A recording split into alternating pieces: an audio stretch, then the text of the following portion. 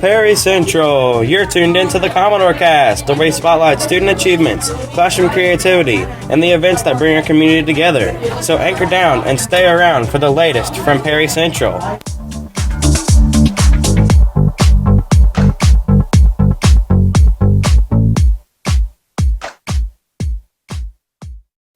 This is Abby Brockman, and I'm really excited to bring you this episode of the Commodore Cast. It's kind of one of our first, I'm going to call it a Commodore original, where Natalie Johns is a 7th grade student of mine, and she decided that she was cool with sharing 2 of her original poems that she has written, and we worked a little bit together on maybe making some revisions, but it is all her work, and I'm just honored that she was willing to share them with me, and I'm super proud of her that she's willing to share them with all of you, so I hope you enjoy. When did you start writing poems? Well, my first poem had to have been like 6th grade. They made us write this paragraph or like a little book, and mine was about my grandma because the year before she passed away from cancer. It was really sad. It was a hard time for me and my family. We went through a lot that year. Everything just down spiraled. The funeral was hard, and then I wrote a poem, and that's what really inspired me to do this new poem that was like revised and editing. So you had an assignment to just write like a chapter of a book or a paragraph? Just like a book and to design the cover.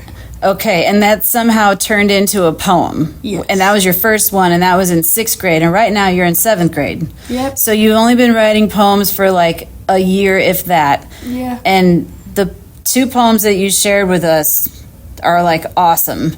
So I just can't imagine where you'll be as a writer next year, let alone 5 years from now. Like, do you plan on... It's something you enjoy? Okay, well, let me back up a second. That was an assignment. Did it help you process what you were feeling at the time? Because you said there was like a lot going on. Yeah, I think really at the time it was just to write something to get it out of my head. But as like holidays went on, you slowly realize that it's really changing everything. But it happened for a reason, and you have to move on at one point. But it was really nice to just get all my thoughts out of my head. It's kind of like a little prayer. Did you share the poem with anybody before you shared it on the podcast? After I write my poems, I send it to my mom, my friend Jackson, and you. And then I just see how it goes from then.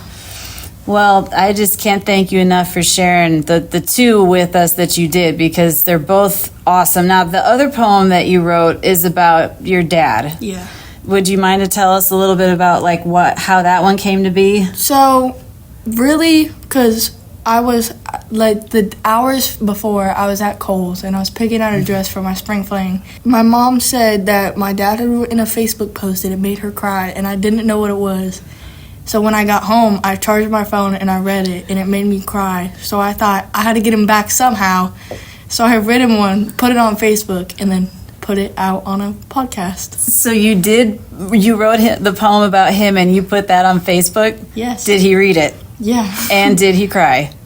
I don't know. He probably told you no, but you probably, you know your dad. Okay. Yeah. Like I said, both really awesome poems, and I just can't thank you enough again for sharing those with us. No problem. The earth reminds me of you, the sky the same color of your beautiful blue eyes before they were permanently closed. The trees remind me of how all you wanted to do was watch me grow from a seed to a big tree, but we didn't get that far. The birds, we always would sit outside and watch, even though I paid no attention. You still told me what kind of bird it was. The beautiful dirt reminds me of you, all of the dark colors that you always wore. The beautiful people remind me of you, the way they help others like you did, or the way they smile like you did. Car rides where listening to sad music reminds me of you. The moments of sadness when you passed, or when I could barely breathe at your funeral. The warm tears filled my eyes, and eventually falling down my face. My throat felt like it was closing, but all I could think about is how the earth has never been so beautiful.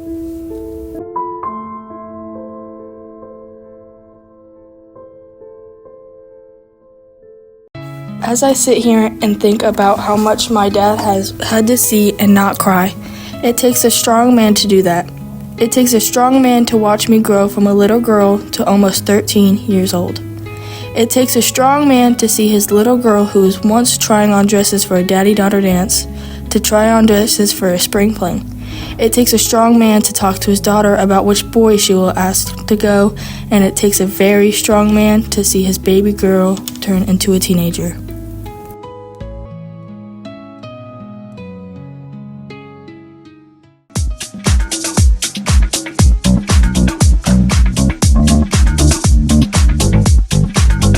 Thanks for listening to the Commodore Cast. Stay connected, stay involved, and as always, don't give up the ship! We'll see you next time.